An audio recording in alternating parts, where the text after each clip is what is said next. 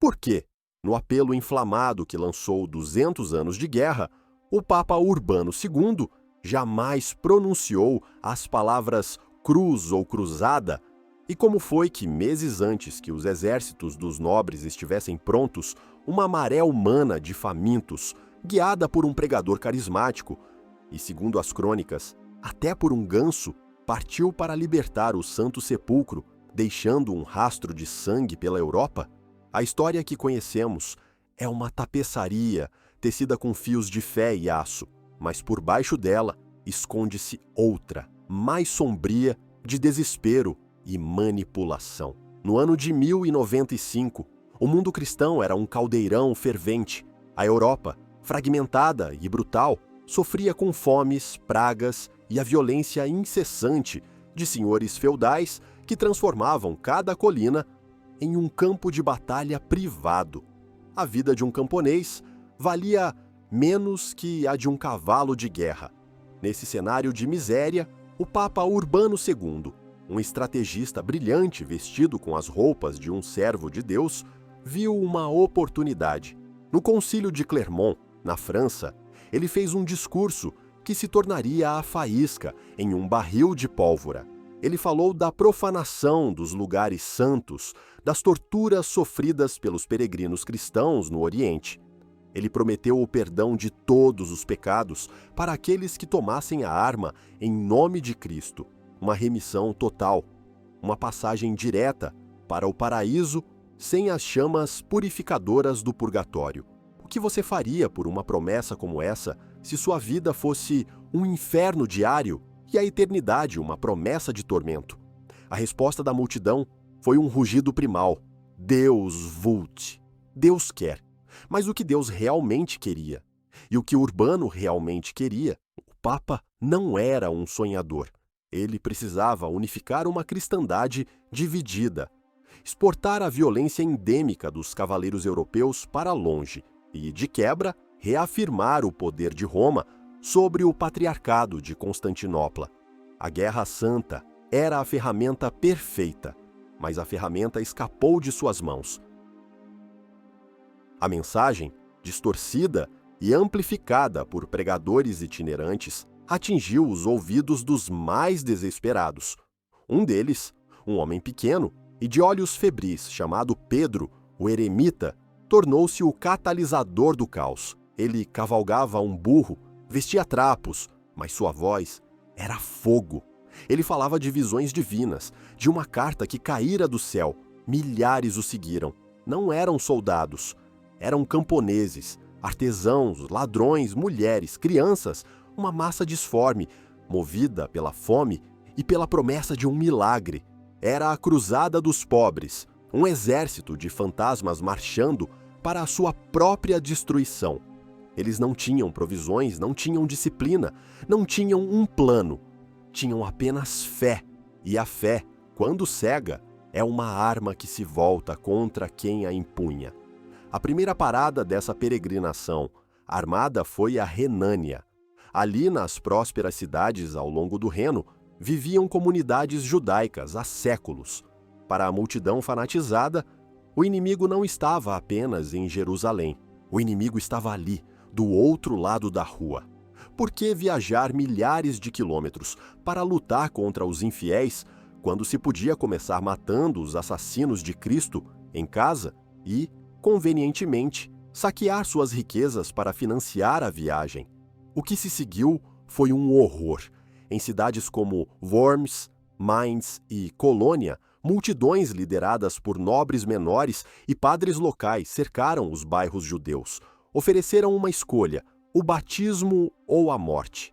Milhares escolheram o martírio. Homens mataram suas próprias famílias para evitar que caíssem nas mãos da turba. Foi o primeiro grande pogrom em solo europeu, um presságio sangrento do que estava por vir. Os cavaleiros foram a Jerusalém para o perdão de seus pecados, mas no caminho cometeram novos pecados, muito mais terríveis. A marcha continuou pela Hungria e pelos Balcãs, um rastro de pilhagem e violência. O imperador bizantino, Aleixo I Comneno, que havia pedido a Urbano, apenas um contingente de mercenários de elite para lutar contra os turcos seljúcidas, viu com horror essa praga de gafanhotos humanos se aproximar de Constantinopla. Ele os transportou rapidamente para o outro lado do Bósforo, para a Ásia Menor, ansioso para se livrar deles. Na Anatólia, o sonho encontrou a realidade de uma espada turca. Em um lugar chamado Sivetô, o exército de Pedro, o eremita, foi emboscado. O massacre foi rápido e total. Dezenas de milhares morreram. Suas ossadas foram deixadas para branquear ao sol um monumento macabro à fé cega e à ambição papal. A cruzada popular havia terminado antes mesmo de começar. Mas era apenas o prólogo. A verdadeira tempestade, a marcha de ferro dos príncipes e barões, estava apenas começando a se formar no horizonte. Eles não eram movidos apenas pela fé, eram movidos pela sede de terras, de glória e de poder. E você, se vivesse naquela era de fervor e medo, o que o guiaria? O apelo divino pela fé, mesmo que cega, ou a voz da razão, que sussurra sobre as consequências de tal fúria? Deixe sua escolha nos comentários. As ossadas dos camponeses em Sivetô eram um aviso silencioso, mas a Europa não estava ouvindo. A verdadeira força da cruzada, a máquina de guerra feudal, estava agora em movimento. Não era uma horda, mas 4 exércitos distintos, liderados pelos homens mais poderosos e ambiciosos do continente. Havia Godofredo de Bulhão, um duque piedoso e guerreiro formidável, que venderia tudo o que possuía para financiar sua jornada. Havia o astuto e calculista Boemundo de Tarento, um príncipe normando da Sicília que via no Oriente não a salvação, mas a oportunidade de forjar seu próprio reino. Havia Raimundo de Toulouse, o mais velho, rico e poderoso dos líderes, que se via como o comandante natural de toda a expedição. E havia outros, uma constelação de duques, condes e cavaleiros, cada um com sua própria bandeira, seu próprio exército e suas próprias ambições secretas. O plano era convergir em Constantinopla, a joia do Oriente, a maior cidade cristã do mundo. O imperador Aleixo, que esperava mercenários, recebeu exércitos. Ele os via não como salvadores, mas como uma ameaça existencial. Eram bárbaros latinos, rudes e imprevisíveis. Ele os recebeu com uma mistura de pompa e desconfiança, exigindo de cada líder um juramento de lealdade. Qualquer terra conquistada que antes pertencesse ao Império Bizantino deveria ser devolvida a ele. Eles juraram com os dedos cruzados por trás das costas. A primeira grande prova de fogo foi Nicéia, a capital do sultanato de Rum, não muito longe do local onde a cruzada popular fora aniquilada. O cerco foi brutal. Máquinas de guerra arremessavam pedras e cabeças decapitadas sobre as muralhas. Os defensores seljúcidas lutaram com ferocidade, mas quando a cidade estava prestes a cair, os cruzados acordaram e viram as bandeiras do Império Bizantino tremulando nas torres. Aleixo havia negociado uma rendição secreta, privando os cruzados do saque prometido. A desconfiança entre latinos e gregos se transformou em um ódio latente. A jornada pela Anatólia foi um pesadelo. Sob um sol implacável, o exército atravessou um deserto hostil. A água acabou. Os cavalos morreram aos milhares.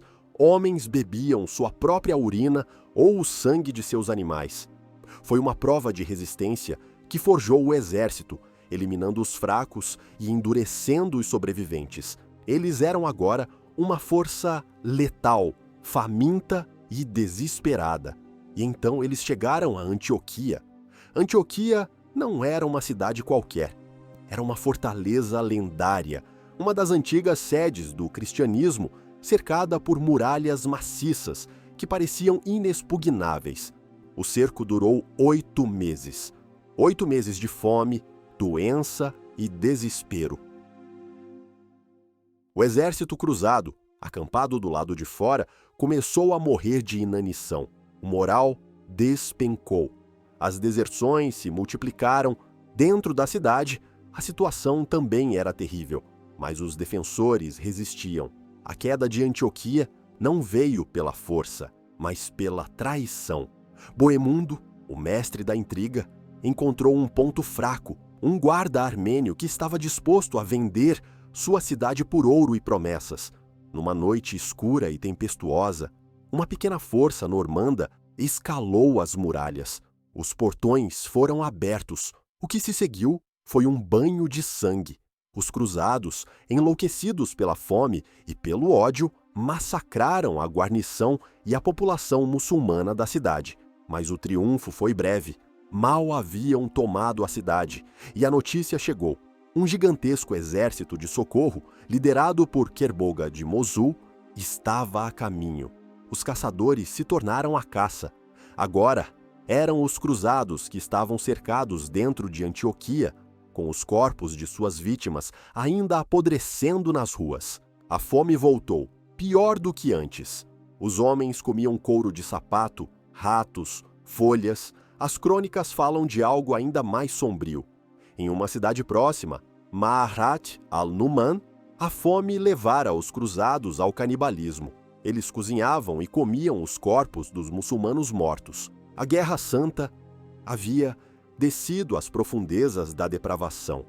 O desespero em Antioquia era total. A expedição parecia condenada. Foi então que o milagre aconteceu, ou talvez a mais brilhante fraude da história. Um monge camponês chamado Pedro Bartolomeu anunciou que tivera uma visão. Santo André lhe revelara o local onde estava escondida a lança sagrada, a mesma que perfurara o flanco de Cristo na cruz.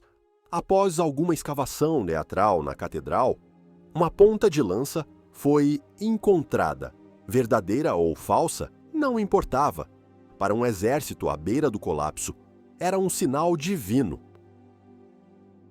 Com o moral restaurado e a lança sagrada à sua frente, o exército faminto dos cruzados saiu dos portões de Antioquia e se lançou em um ataque suicida contra as forças esmagadoramente superiores de Kerboga.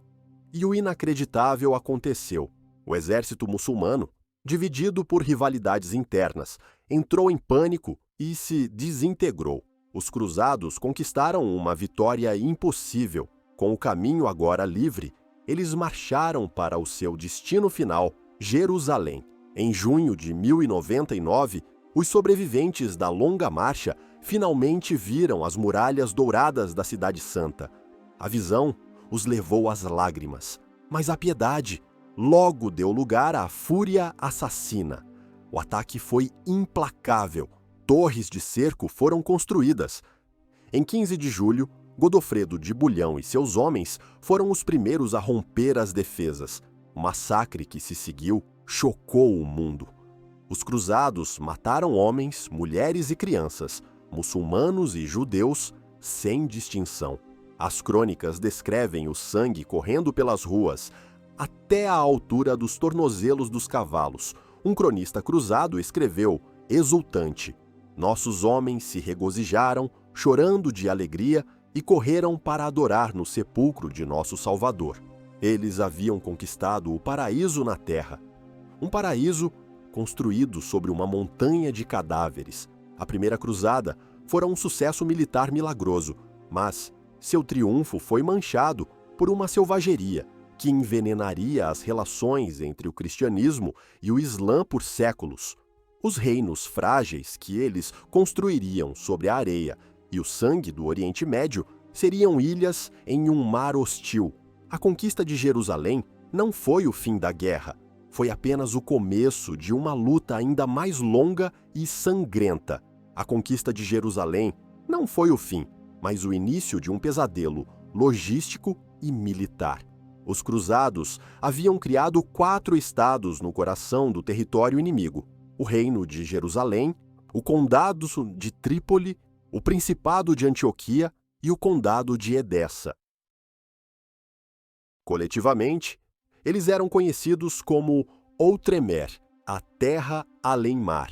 eram reinos de areia, ilhas de cultura latina e fé católica em um oceano de Islã e cristianismo oriental. Sua sobrevivência era um milagre diário. E milagres no impiedoso jogo da geopolítica são um recurso escasso. A primeira geração de cruzados estava morrendo ou voltando para casa, rica em relíquias e perdão divino. Uma nova sociedade precisava ser construída e rápido. A vida em Outremer era uma fusão bizarra de Ocidente e Oriente.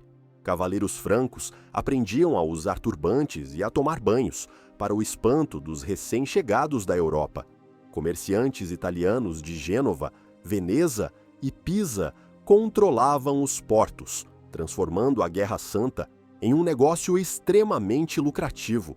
Mas a ameaça era constante.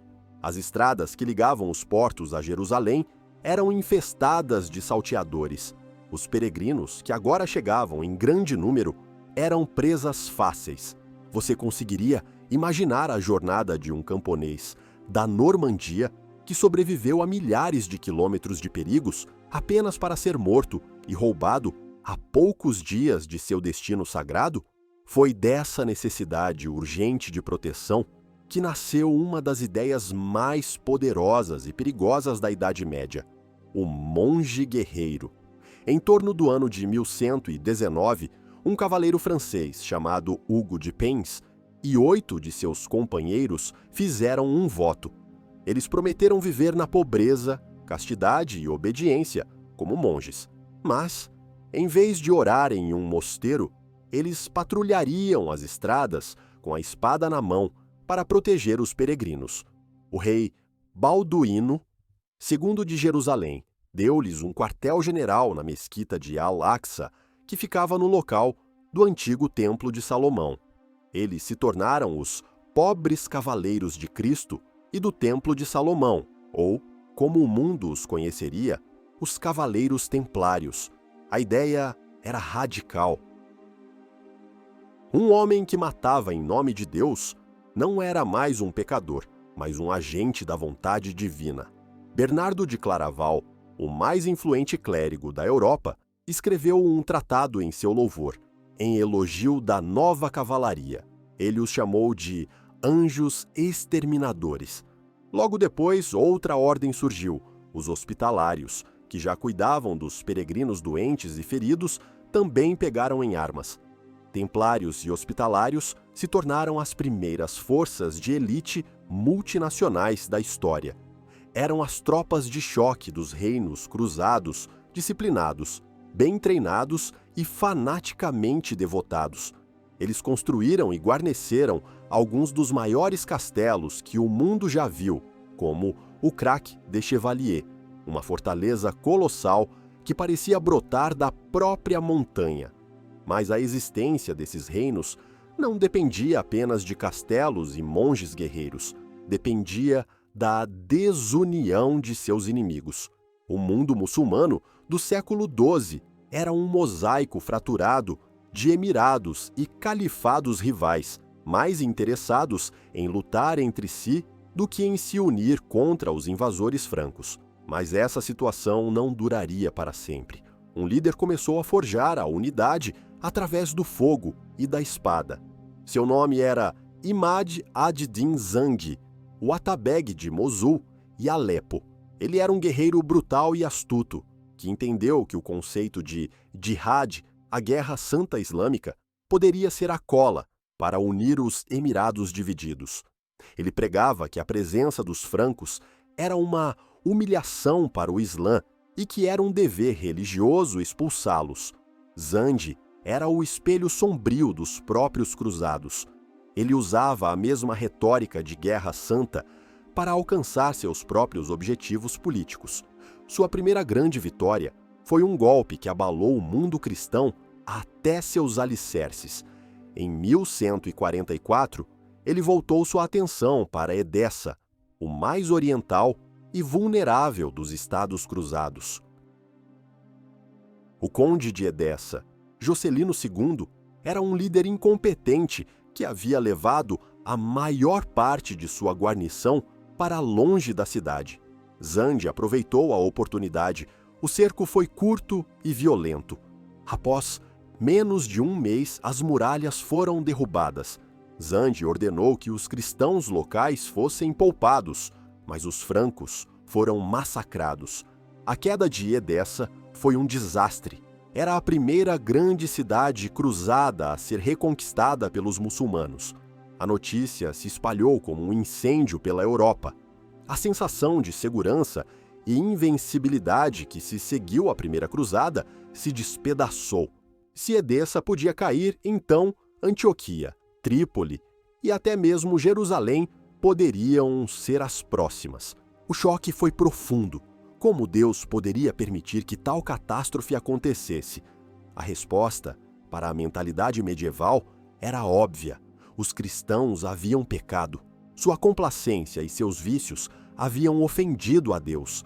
E a única maneira de reconquistar o favor divino era com uma nova e ainda maior demonstração de fé e poderio militar. Uma nova cruzada era necessária. O Papa Eugênio III emitiu a bula papal e o maior propagandista da época, Bernardo de Claraval, foi encarregado de vender a guerra. Bernardo era um orador hipnótico. Ele viajou pela França e pela Alemanha e sua pregação incendiou novamente os corações da nobreza europeia. Desta vez, não seriam apenas os barões a liderar, seriam os próprios reis.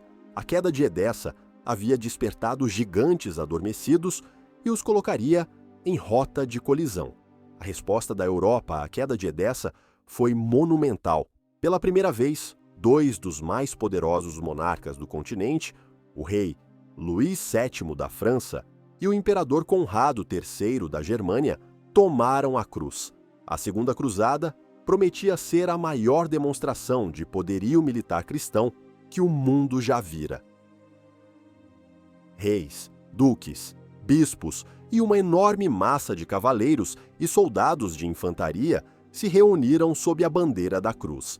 A propaganda de Bernardo de Claraval fora um sucesso retumbante. Ele havia prometido vitória e salvação. O resultado, no entanto, seria uma das mais humilhantes catástrofes militares da Idade Média.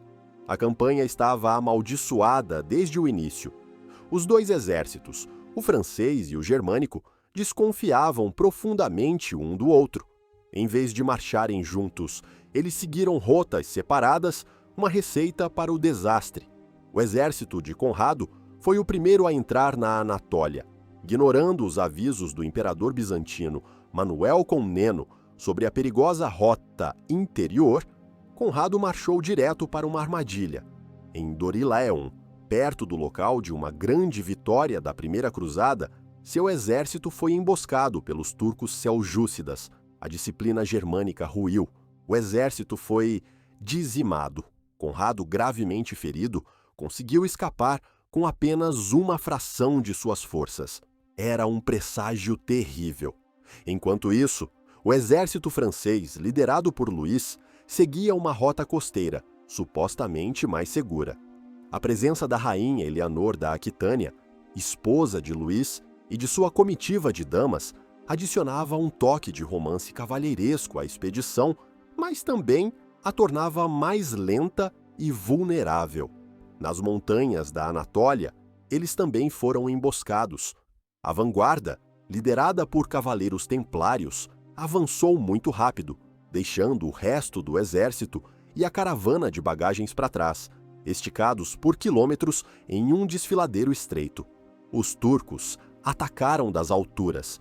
O resultado foi outro massacre. O exército francês sofreu perdas terríveis. A cruzada mal havia encontrado o inimigo principal e já estava em frangalhos. Os sobreviventes, desmoralizados e exaustos, finalmente chegaram a Outremer. Ali, em vez de focar na reconquista de Edessa, o objetivo original da cruzada, os reis e os barões locais tomaram uma decisão inexplicável e fatal. Em um grande conselho na cidade de Acre, eles decidiram atacar Damasco. Damasco era, na época, o único emirado muçulmano que era aliado dos reinos cruzados. era um estado tampão contra o poder crescente de Nur ad-Din, o filho e sucessor de Zandi. Atacar Damasco não era apenas estupidez militar, era suicídio político. Por que eles fizeram isso? Orgulho? A ganância pela pilhagem de uma das cidades mais ricas do Oriente? Ou foram as intrigas dos barões locais que talvez quisessem desviar a cruzada para seus próprios interesses? A verdade se perdeu na névoa da história. O cerco de Damasco foi um fiasco completo. Os cruzados montaram seu acampamento inicial em uma área de pomares e jardins que fornecia comida e água. Eles tiveram sucesso inicial em empurrar os defensores para dentro das muralhas. Mas então, por razões ainda debatidas pelos historiadores, eles decidiram mover seu acampamento para o lado leste da cidade, uma planície árida e sem água, de onde as muralhas eram muito mais fortes. Foi um erro tático catastrófico. O moral despencou. As notícias de que Nur ad-Din estava marchando com um grande exército de socorro semearam o pânico.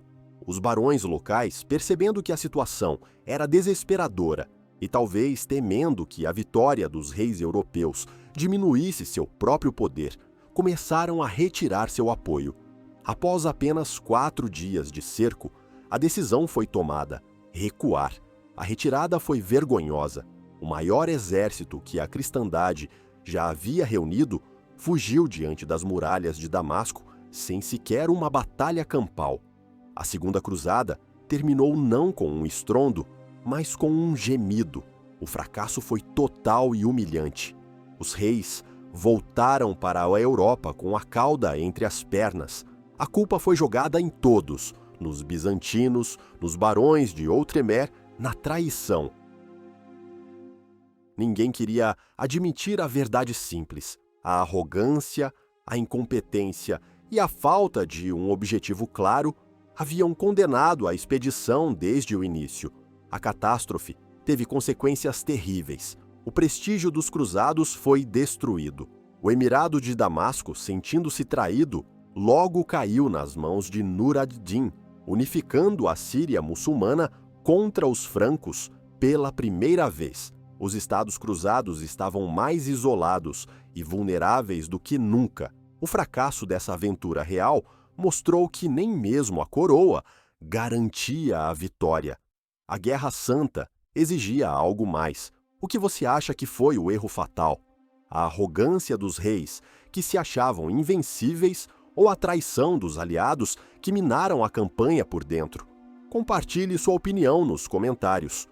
O desastre da Segunda Cruzada deixou um vácuo de poder, e a natureza, especialmente a natureza política, abomina o vácuo. Nur ad-Din consolidou seu poder na Síria. No Egito, o decadente califado fatímida estava em colapso, um prêmio maduro esperando para ser colhido. Tanto os francos de Jerusalém quanto Nur ad-Din correram para preenchê-lo. Foi nessa disputa pelo Egito que um jovem oficial curdo, a serviço de Nur ad-Din, começou sua ascensão meteórica. Seu nome completo era Al-Malik al-Nasir Salah al-Din Yusuf ibn Ayyub. O mundo o conheceria simplesmente como Saladino. Ele era culto, piedoso e um gênio militar e político. Em poucos anos, ele não apenas garantiu o controle do Egito, como também, após a morte de Nur ad-Din, unificou o Egito e a Síria sob seu comando, cercando completamente os estados cruzados. A armadilha estava montada. O reino de Jerusalém, agora liderado pelo jovem rei Balduíno IV, era uma sombra de sua antiga glória. Balduíno era um líder corajoso e capaz, mas sofria de lepra. Sua doença era um símbolo da própria condição de seu reino. Corroído por dentro, lutando bravamente contra um destino inevitável. Em 4 de julho de 1187, na Batalha de Hattin, o destino chegou. Guiado por uma liderança incompetente e arrogante, após Balduíno se tornar incapacitado, o principal exército do reino de Jerusalém foi atraído para uma armadilha em um deserto sem água. O exército de Saladino os cercou. Sob um sol escaldante, torturados pela sede, os cavaleiros francos lutaram até o fim. Foi um aniquilamento. A maior parte da nobreza de Outremer foi morta ou capturada. A relíquia mais sagrada, um pedaço da Vera Cruz, foi perdida. Com o exército do reino destruído, cidade após cidade se rendeu a Saladino. Em 2 de outubro de 1187, 88 anos, após a conquista sangrenta da Primeira Cruzada, Saladino entrou em Jerusalém. O contraste não poderia ser maior. Onde os cruzados haviam perpetrado um massacre, Saladino proibiu a violência. Ele permitiu que os cidadãos cristãos comprassem sua liberdade e partissem em segurança. Sua clemência e cavalheirismo se tornariam lendários, tanto no Oriente quanto no Ocidente. A notícia da queda de Jerusalém atingiu a Europa como um trovão. O choque e a vergonha foram imensos. O Papa Gregório VIII convocou uma nova cruzada, a terceira. Desta vez, seria a Cruzada dos Reis, por excelência. 3 monarcas responderam.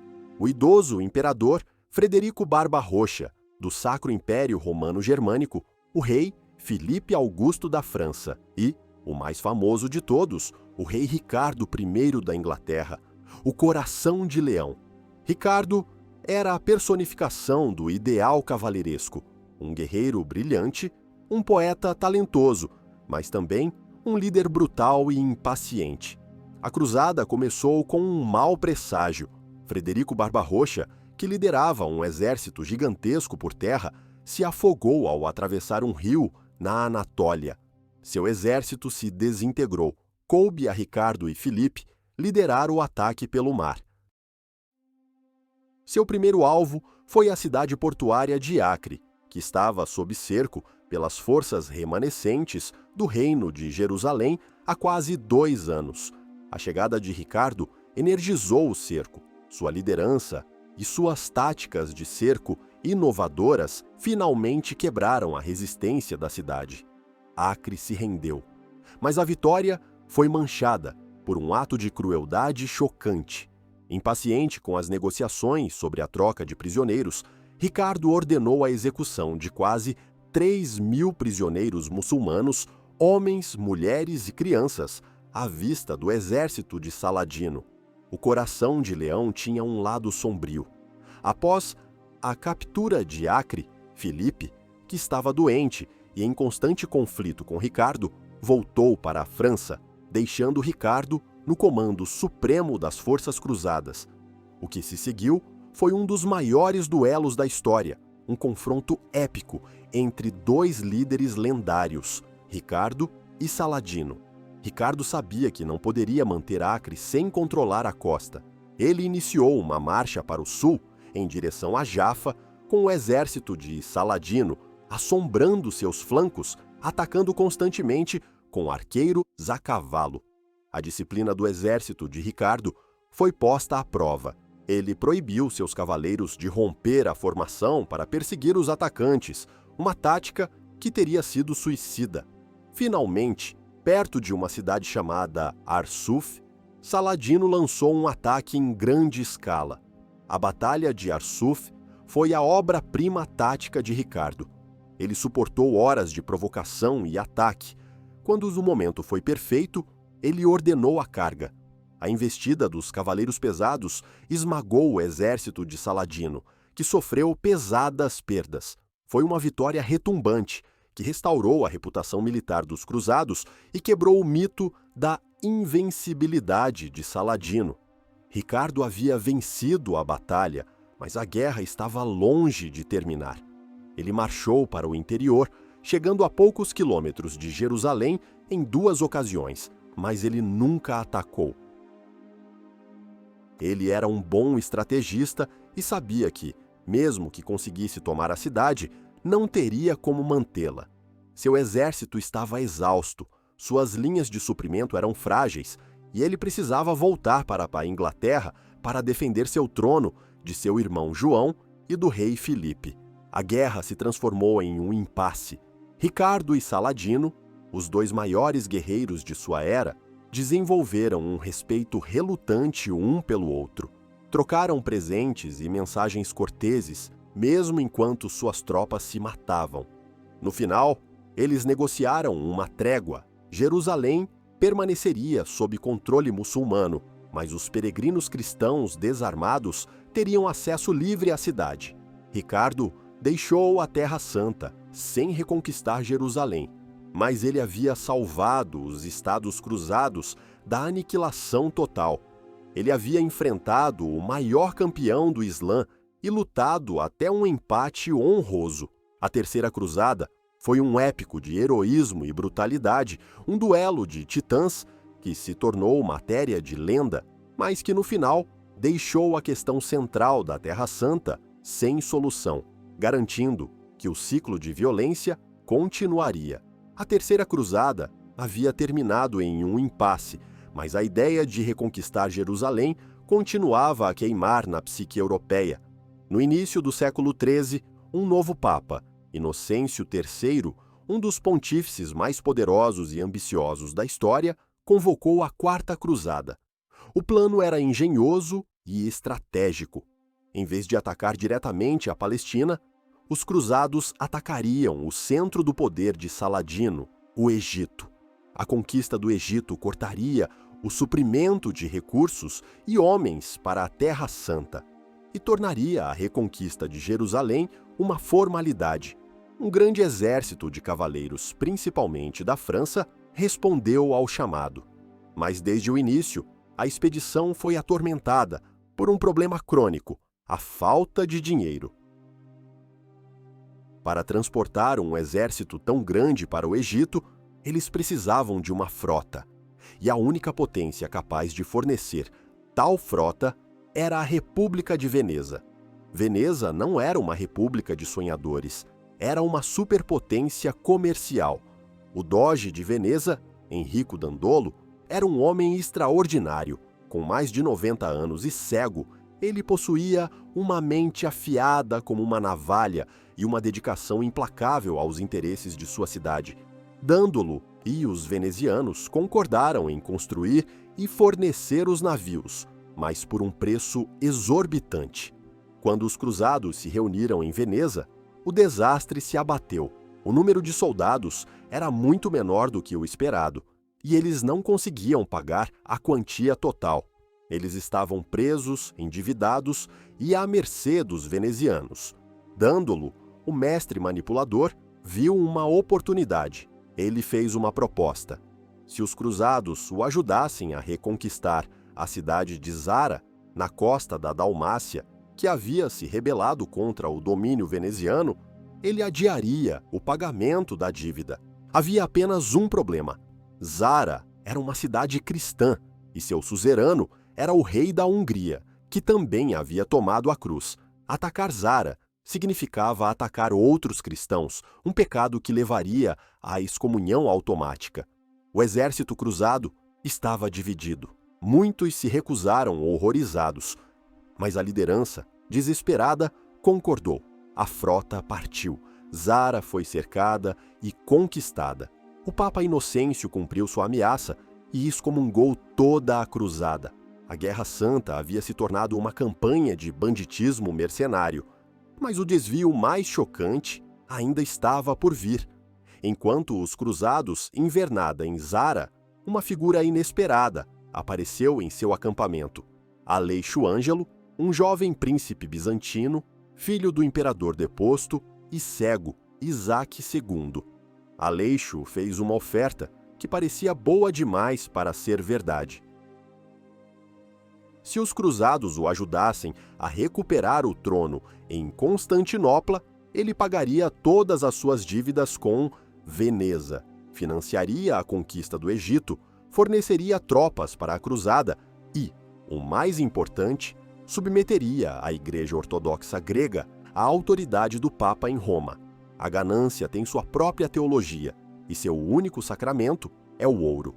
Para os líderes da cruzada e para os venezianos, a tentação era irresistível. O plano original de atacar o Egito foi abandonado. O alvo agora era Constantinopla, a maior e mais rica cidade cristã do mundo, a Rainha das Cidades. Em 1203, a frota cruzada apareceu diante das muralhas maciças de Constantinopla. Os bizantinos ficaram chocados. Eles se viam como a barreira do cristianismo contra o Islã. Ver um exército cruzado se preparando para atacá-los era uma traição impensável. Após um breve cerco, o usurpador fugiu e o jovem Aleixo foi coroado co-imperador ao lado de seu pai cego. Os cruzados haviam cumprido sua parte do acordo. Agora esperavam o pagamento.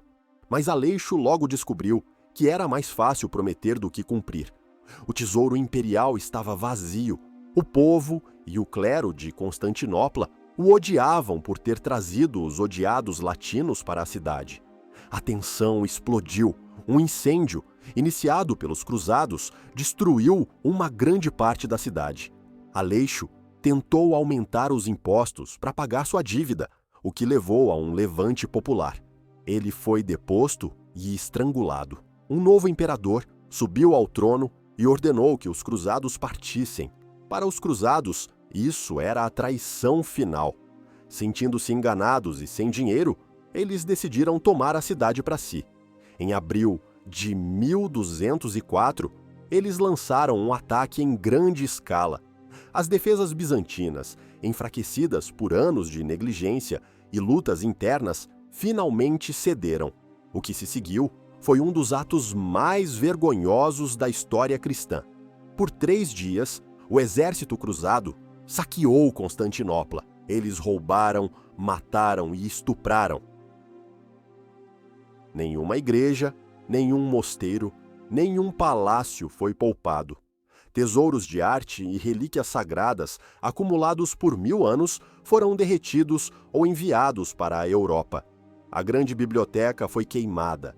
A cidade que fora o farol da civilização por séculos foi brutalmente violada. Um cronista cruzado descreveu a cena com frieza. Desde a criação do mundo, nunca tanto butim fora tomado em uma cidade. A Quarta Cruzada, que começara com o objetivo piedoso de libertar Jerusalém, terminou com a destruição bárbara da maior cidade cristã do mundo. O Império Bizantino foi desmembrado e substituído por um frágil Império Latino. A consequência mais duradoura foi a ferida incurável que se abriu entre o cristianismo ocidental e oriental. O saque de Constantinopla foi uma traição que a Igreja Ortodoxa jamais esqueceria ou perdoaria. A cruzada havia se devorado. O choque do saque de Constantinopla reverberou por toda a cristandade, mas a febre das cruzadas, embora enfraquecida, ainda não havia quebrado. O século XIII testemunharia algumas das mais estranhas e trágicas manifestações desse fenômeno. Em 1212, algo extraordinário e terrível aconteceu. Movidos por visões e fervor religioso espontâneo, milhares de crianças e adolescentes da França e da Germânia decidiram marchar para a Terra Santa. Acreditavam que sua inocência e pureza conseguiriam o que os exércitos de pecadores não conseguiram: a libertação pacífica de Jerusalém. As crônicas sobre a Cruzada das Crianças são fragmentadas e contraditórias, envoltas em lendas. Mas a essência da história é a de uma tragédia de fé ingênua. Um menino pastor francês, chamado Estevão de Cloyes, e um menino alemão, chamado Nicolau de Colônia, reuniram seguidores aos milhares. Eles marcharam pela Europa, esperando que o mar Mediterrâneo se abrisse para eles, como o Mar Vermelho para Moisés. O mar, claro, não se abriu. Em vez de um milagre, eles encontraram a dura realidade. Muitos morreram de fome e exaustão no caminho. Aqueles que chegaram à costa italiana foram enganados por mercadores sem escrúpulos. 2 navios afundaram em uma tempestade. Os sobreviventes dos outros navios foram vendidos como escravos nos mercados do norte da África. Foi um fim brutal para um sonho infantil. A fé dos inocentes não os protegeu da crueldade do mundo. A ideia de que Deus favoreceria os puros em detrimento dos poderosos foi afogada no mar e acorrentada nos mercados de escravos.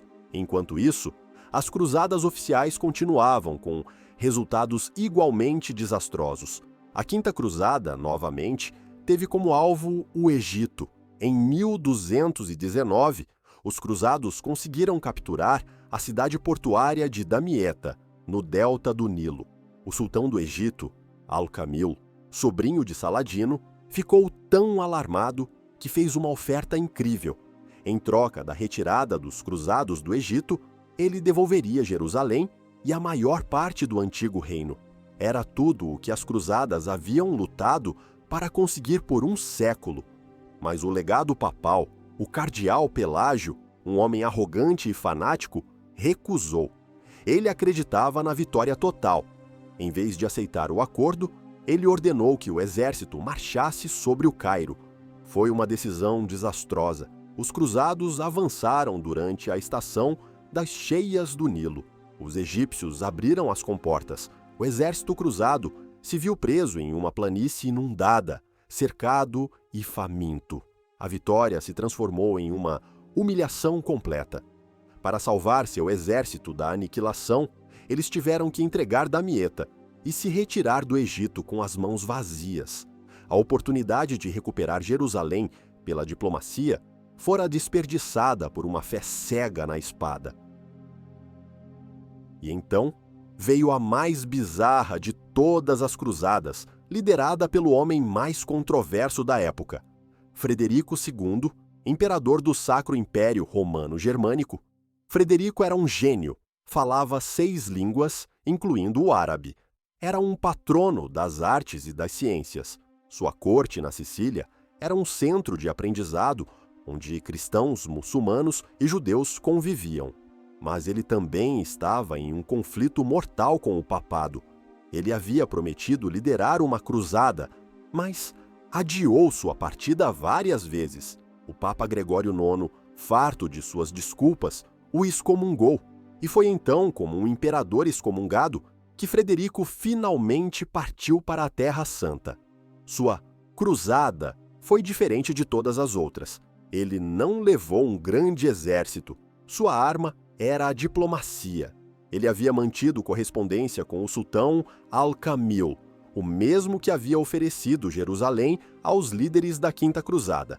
Os 2 homens eram curiosos um sobre o outro, ambos intelectuais em um mundo de guerreiros. Eles se encontraram e negociaram.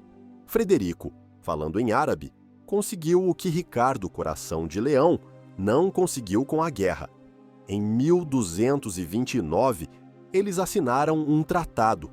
Al-Kamil, que estava ocupado com rivalidades internas, concordou em ceder Jerusalém, Belém e Nazaré aos cristãos. Havia condições: as muralhas de Jerusalém não poderiam ser reconstruídas e os muçulmanos manteriam o controle sobre o monte do templo. Frederico entrou em Jerusalém e se coroou rei. Foi uma conquista estonteante. Jerusalém fora recuperada sem derramar uma gota de sangue. Mas o mundo cristão não celebrou. Pelo contrário, ficaram horrorizados. O imperador excomungado, amigo de um sultão, havia libertado a Cidade Santa através de um acordo, não de uma vitória sagrada. O patriarca de Jerusalém colocou a cidade sob interdito, o que significava que nenhum serviço religioso poderia ser realizado. Os templários e hospitalários denunciaram o tratado como uma vergonha.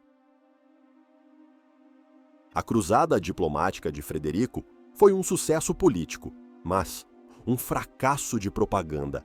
Ela provou que a negociação podia ser mais eficaz que a guerra, uma lição que a mentalidade da época não estava pronta para aprender. O que é mais eficaz para alcançar um objetivo sagrado? A força da convicção que não aceita compromissos ou a sabedoria da diplomacia que busca um terreno comum? Deixe sua escolha nos comentários e vamos discutir. A recuperação diplomática de Jerusalém por Frederico II foi uma anomalia. A Cidade Santa sem muralhas e cercada por territórios muçulmanos, era praticamente indefensável.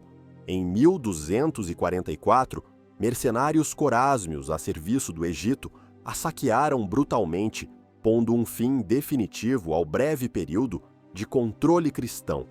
A notícia, mais uma vez, enviou ondas de choque pela Europa e inspirou o último grande ícone do movimento cruzado, Luís IX, rei da França. Luís era diferente dos outros monarcas.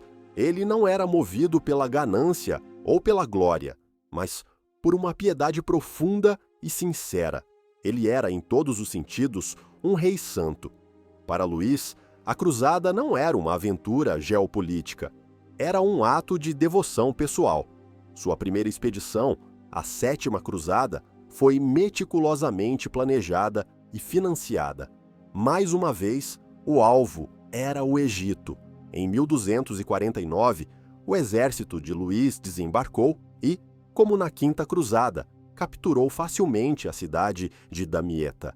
Mas a história estava prestes a se repetir como uma farsa trágica. Assim como seus predecessores, Luís decidiu marchar para o interior em direção a Mansura. O exército francês obteve uma vitória inicial ao cruzar um canal, mas a vanguarda, liderada pelo irmão imprudente do rei, Roberto de Artois, avançou sem ordens e foi aniquilada dentro da cidade.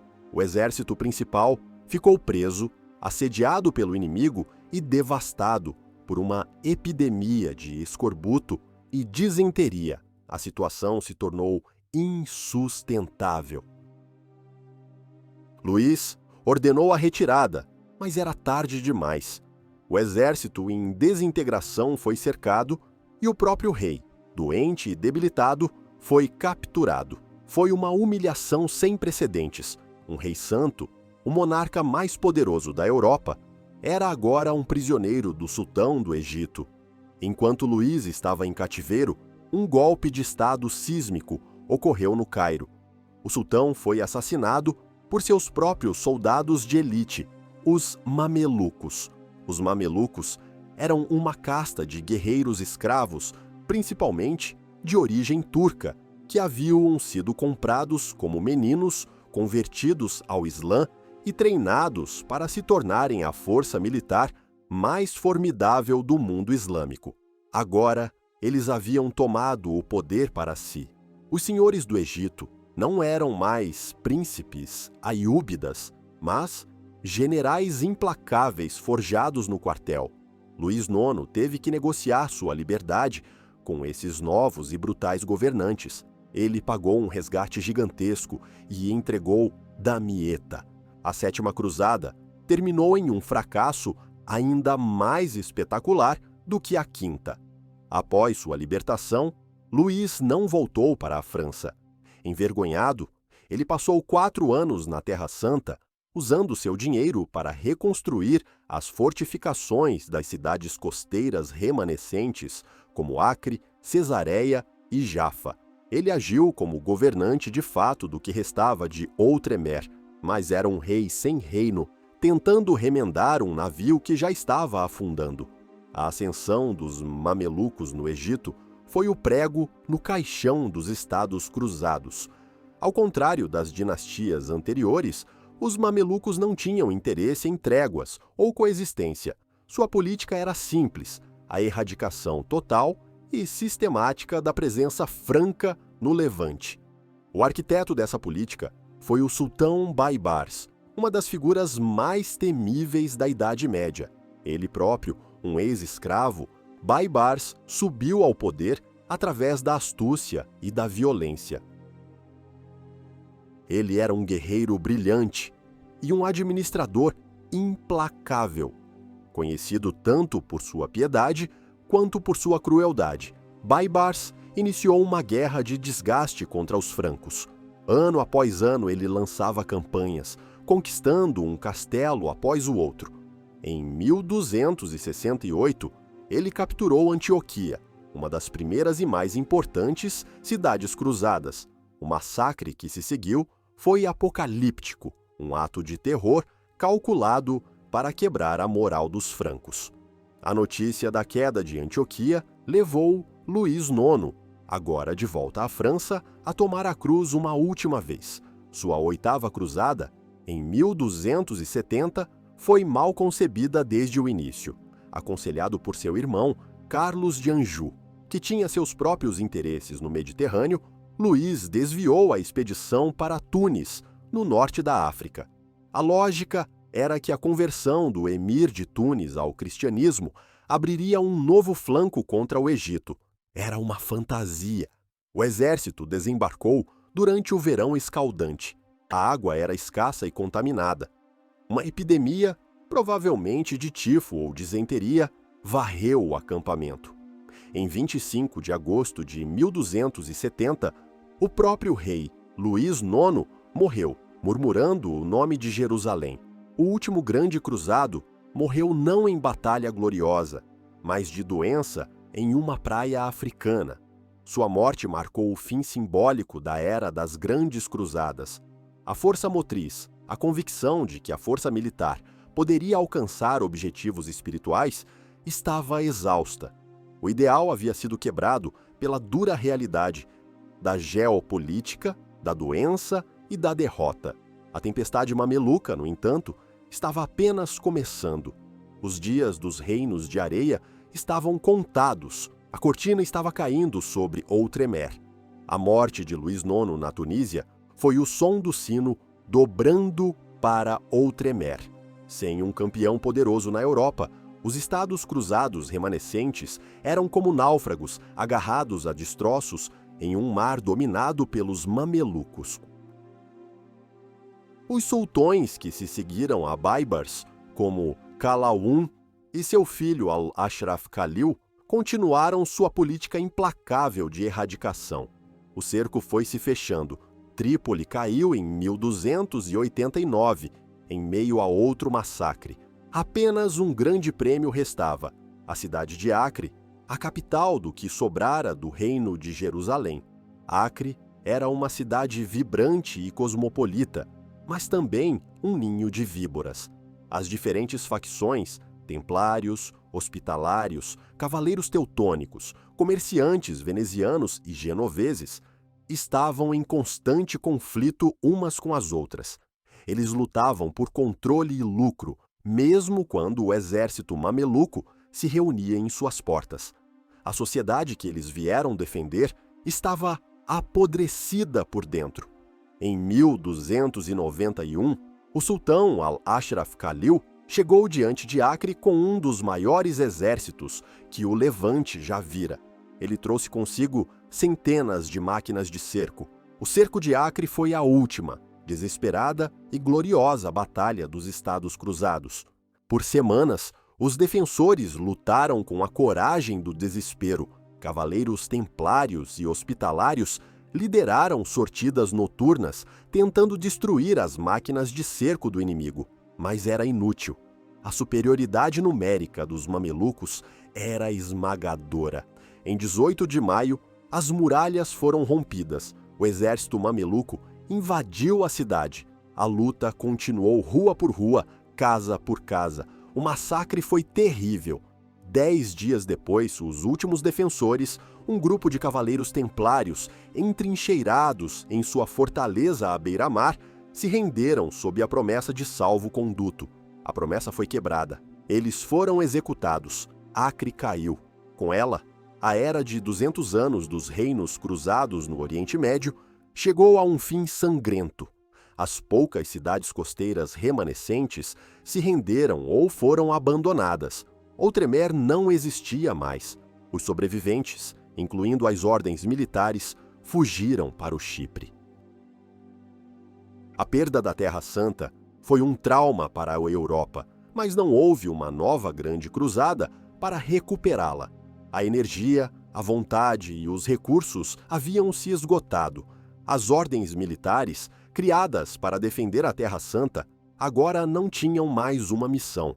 Os hospitalários se reinventaram como uma potência naval, conquistando a ilha de Rhodes. Mas os templários enfrentaram um destino muito mais sombrio.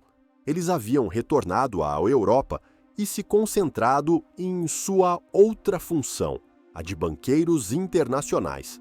Sua vasta rede de comendas, suas frotas e sua reputação de integridade fizeram deles a instituição financeira mais poderosa da Europa. Eles eram fabulosamente ricos, e essa riqueza se tornaria sua ruína. Filipe IV, o Belo, rei da França, era um monarca moderno e implacável. Ele estava construindo um Estado centralizado e estava desesperadamente endividado, em grande parte com os próprios templários. Ele via a ordem não como heróis da fé, mas como um Estado dentro de seu Estado, uma organização supranacional rica e secreta que estava fora de seu controle. Ele decidiu destruí-los e tomar suas riquezas. O que se seguiu foi uma operação policial de escala sem precedentes, um thriller de conspiração medieval. Na sexta-feira, 13 de outubro de 1307, em uma ação coordenada em toda a França, os agentes do rei prenderam todos os templários que conseguiram encontrar, incluindo seu grão-mestre, Jacques de Molay. A data, para sempre, entraria no folclore ocidental como um dia de mau agouro. As acusações contra eles eram chocantes e calculadas para destruir sua reputação. Heresia, idolatria, sodomia, cuspir na cruz durante ritos de iniciação secretos. Sob tortura brutal, muitos cavaleiros confessaram esses crimes. A confissão sob tortura não prova nada, exceto a eficácia da tortura. O Papa Clemente V, um francês, sob forte influência de Filipe, inicialmente resistiu, mas acabou cedendo. Um julgamento de fachada foi realizado. Em 1312, a Ordem dos Templários foi oficialmente dissolvida pelo Papa. Sua propriedade foi transferida para os hospitalários, mas Filipe conseguiu manter uma grande parte para si. A saga terminou em 1314. Jacques de Molay, o último grão-mestre, e outro dignitário templário foram levados a uma ilha no Sena, em Paris, para serem queimados na fogueira como hereges relapsos.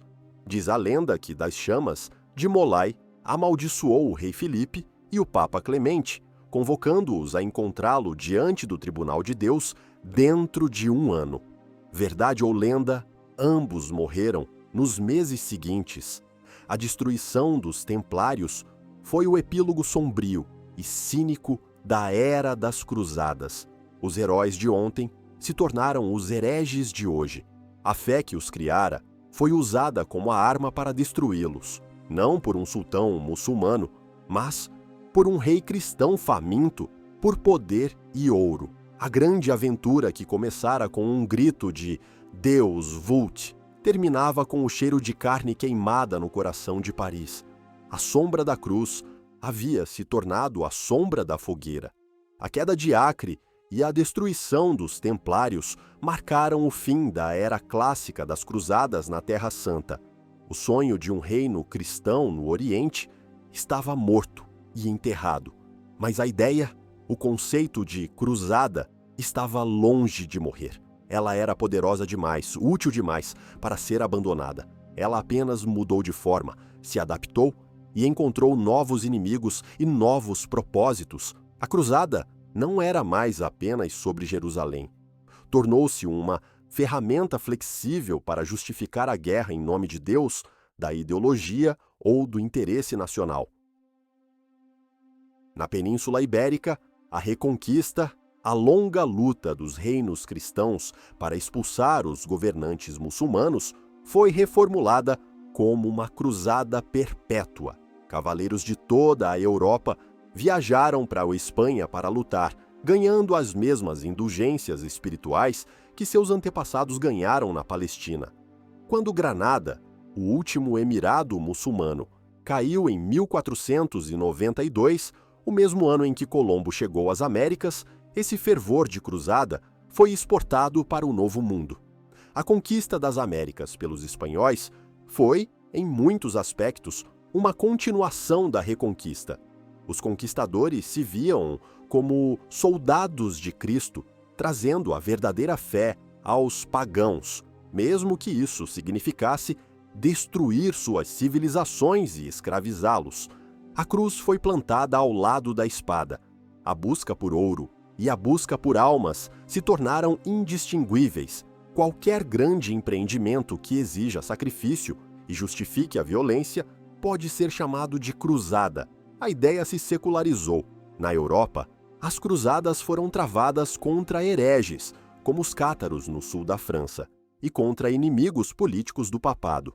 Mais tarde, com a Reforma Protestante, católicos e protestantes travaram guerras terríveis uns contra os outros, cada lado convencido de que estava lutando a batalha de Deus. A linguagem da Guerra Santa persistiu. Os impérios coloniais europeus dos séculos XIX e XX muitas vezes justificaram sua expansão com uma retórica de missão civilizadora, uma versão secularizada da cruzada, levando o fardo do homem branco para os povos atrasados do mundo. A palavra entrou no léxico político. No século XX, as grandes lutas ideológicas, como a luta contra o fascismo e o comunismo, foram descritas por alguns como cruzadas pela liberdade e pela democracia. A retórica da luta do bem contra o mal, de uma missão sagrada que justifica qualquer meio, é um eco direto daquele sermão em Clermont, mais de 900 anos atrás. O legado mais profundo e duradouro das cruzadas, no entanto, é a ferida que elas deixaram nas relações entre o mundo ocidental e o mundo islâmico. Para o Ocidente, as cruzadas são muitas vezes romantizadas, vistas como uma aventura de cavaleiros piedosos, mas para muitos no mundo muçulmano, elas são lembradas como uma invasão bárbara e não provocada, um período de agressão imperialista, que deixou um legado de desconfiança e ressentimento que perdura até hoje. Quando políticos modernos usam a palavra cruzada para descrever suas políticas no Oriente Médio, eles podem não perceber o peso histórico e a dor que essa palavra carrega. Eles estão tocando em uma memória cultural de séculos de conflito. As cruzadas foram um fenômeno complexo, impulsionado por uma mistura de fé genuína, ganância, desespero, ambição e uma profunda ignorância cultural. Elas foram um ponto de virada na história, que acelerou o comércio, a tecnologia e as ideias entre o Oriente e o Ocidente, mas a um custo humano terrível. Elas nos mostram o poder perigoso das grandes ideias, mostram como a busca por um ideal absoluto, a tentativa de construir o reino dos céus com uma espada na mão, pode levar a um inferno na terra. A maldição das cruzadas não está em algum plano secreto ou conspiração, está na própria natureza humana, na nossa tendência de distorcer as mais nobres aspirações com as nossas paixões mais sombrias, orgulho, avareza e crueldade. É a tragédia de homens que partem para salvar suas almas e, no processo, perdem sua humanidade. É uma lição escrita em rios de sangue, uma advertência que ecoa através dos séculos. Por 200 anos, a espada foi usada para impor uma visão do céu, mas colheu-se apenas um inferno na terra. A lição parece clara, mas a história rima. Hoje, em nosso mundo fraturado, quando confrontado com ideias que você despreza, qual seria a sua arma?